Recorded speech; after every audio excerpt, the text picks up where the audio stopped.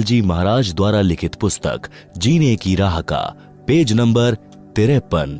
तंबाकू की उत्पत्ति कथा। एक ऋषि तथा एक राजा साढ़ू थे। एक दिन राजा की रानी ने अपनी बहन ऋषि की पत्नी के पास संदेश भेजा कि पूरा परिवार हमारे घर भोजन के लिए आए। मैं आपसे मिलना भी चाहती हूँ, बहुत याद आ रही है। अपनी बहन का संदेश ऋषि की पत्नी ने अपने पति से साझा किया तो ऋषि जी ने कहा कि साढ़ू से दोस्ती अच्छी नहीं होती। तेरी बहन वैभव का जीवन जी रही है। राजा को धन तथा राज्य की शक्ति का अहंकार होता है। वे अपनी बेइज्जती करने को बुला रहे हैं, क्योंकि फिर हमें भी कहना पड़ेगा कि आप भी हमारे घर भोजन के लिए आना। हम उन जैसी भोजन व्यवस्था जंगल में नहीं कर पाएंगे। यह सब साढ़ू जी का षड्यंत्र है। आपके सामने अपने को महान तथा मुझे गरीब सिद्ध करना चाहता है। आप यह विचार त्याग दें। हमारे न जाने में हित है। परंतु ऋषि की पत्नी नहीं मानी। ऋषि तथा पत्नी व परिवार राजा का मेहमान बनकर चला गया।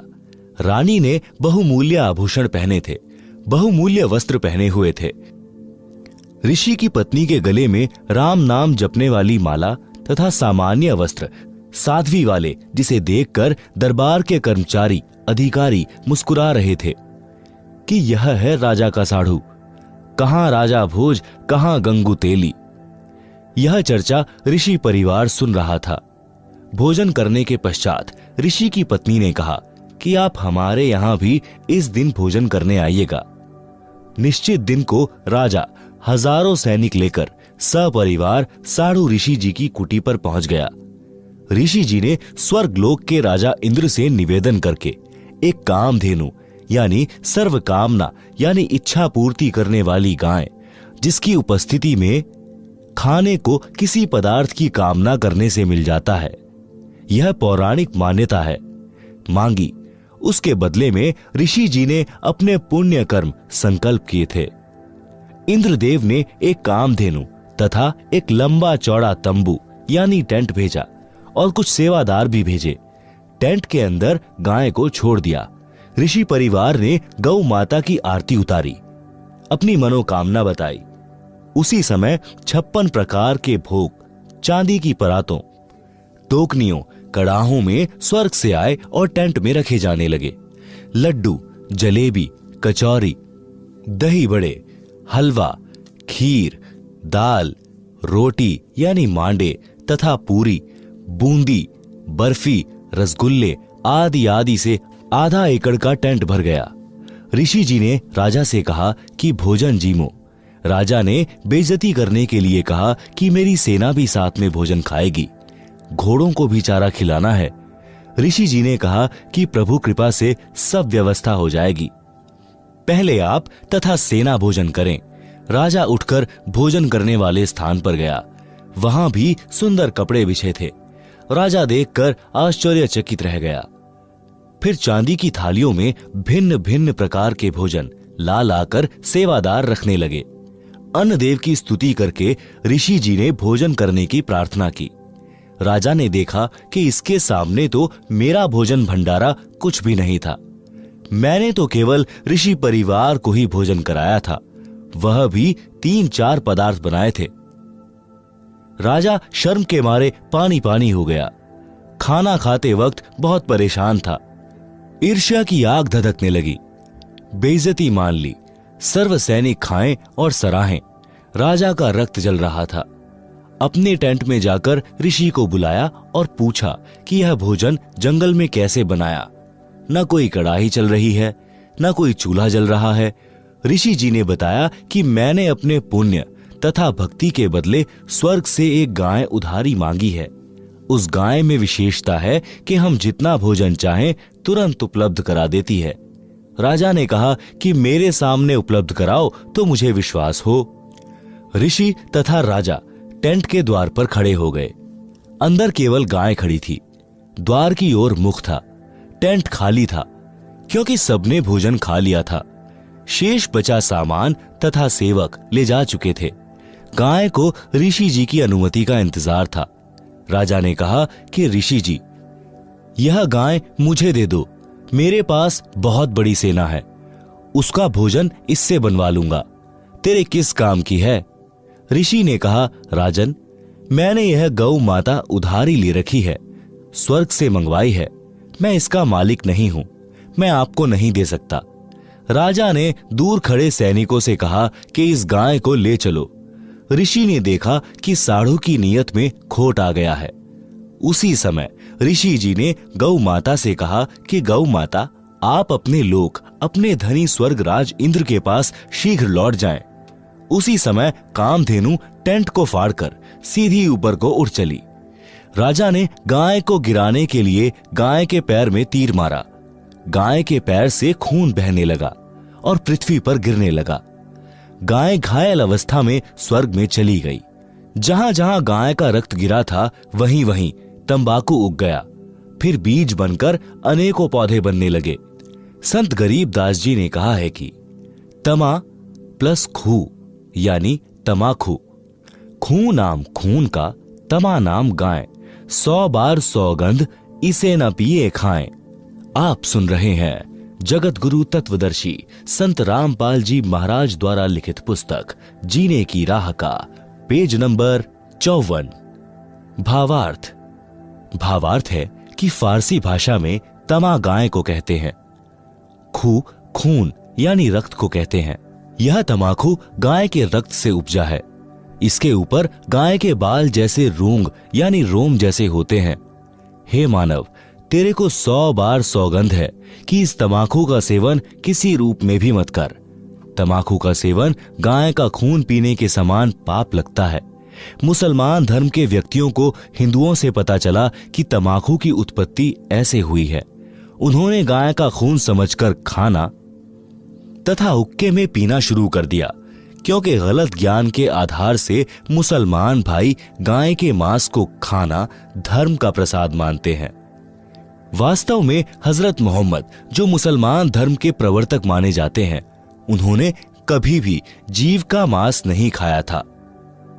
गरीब दास जी कहते हैं, नबी मुहम्मद नमस्कार है, राम रसूल कहाया, 1,80,000 को सौगंध जिन नहीं करद चलाया।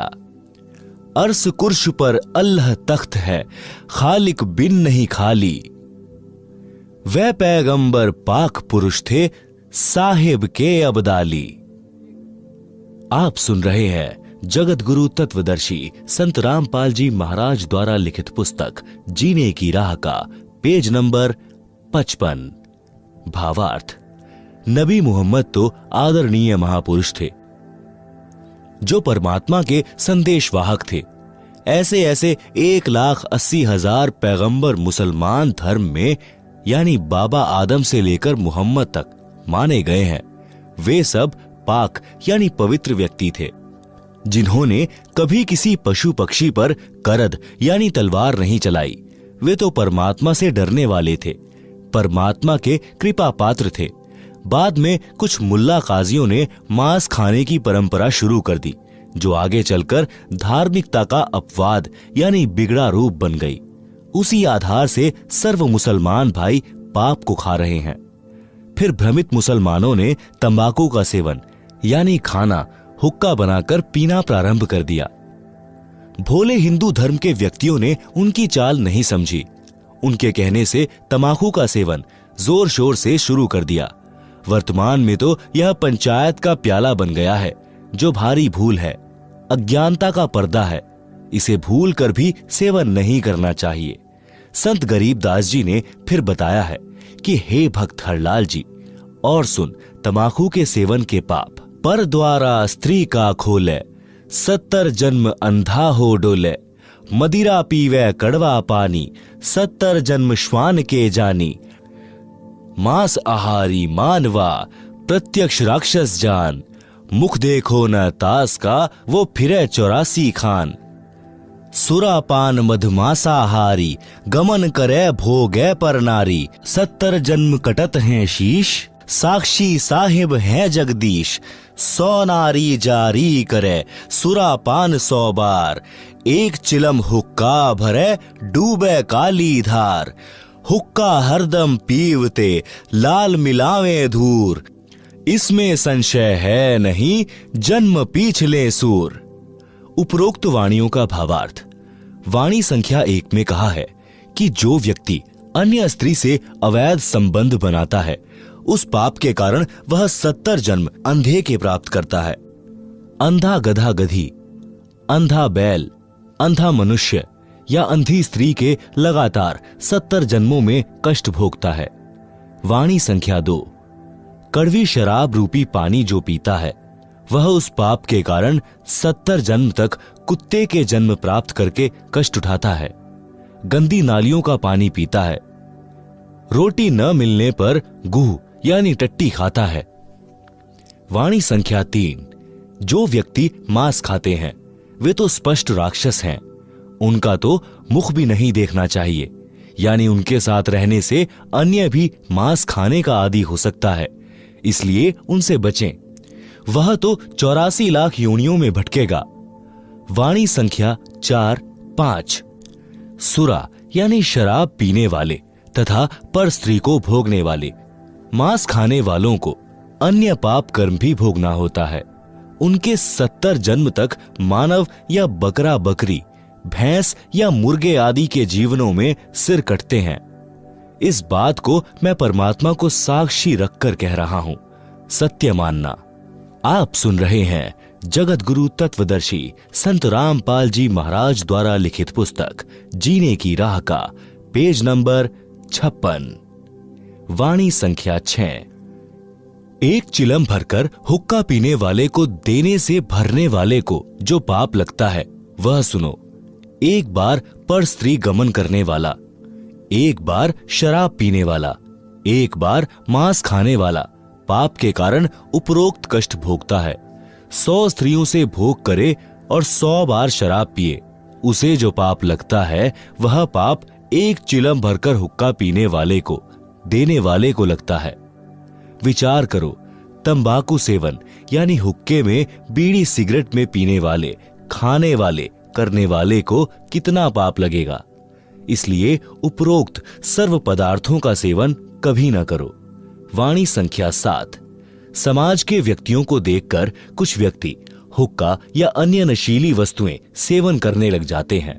यदि सत्संग सुनकर बुराई त्याग देते हैं, तो वे जीव पिछले जन्म में भी मनुष्य थे। उनके अंदर नशे की गहरी लत नहीं बनती, परंतु जो बार बार सत्संग सुनकर भी तंबाकू आदि नशे का त्याग नहीं कर पाते, वे पिछले जन्म में सूअर के शरीर में थे। सूअर के शरीर में बदबू यानी बैड स्मेल सूंघने से तंबाकू की बदबू पीने सूंघने की गहरी आदत होती है। वे शीघ्र हुक्का व अन्य नशा नहीं त्याग पाते। वे अपने अनमोल मानव शरीर रूपी लाल को मिट्टी में मिला रहे हैं। उनको अधिक सत्संग सुनने की राय दी जाती है। निराश न हो, सच्चे मन से परमात्मा कबीर जी से नशा छुड़वाने की पुकार प्रार्थना करने से सब नशा छूट जाता है। तंबाकू के विषय में अन्य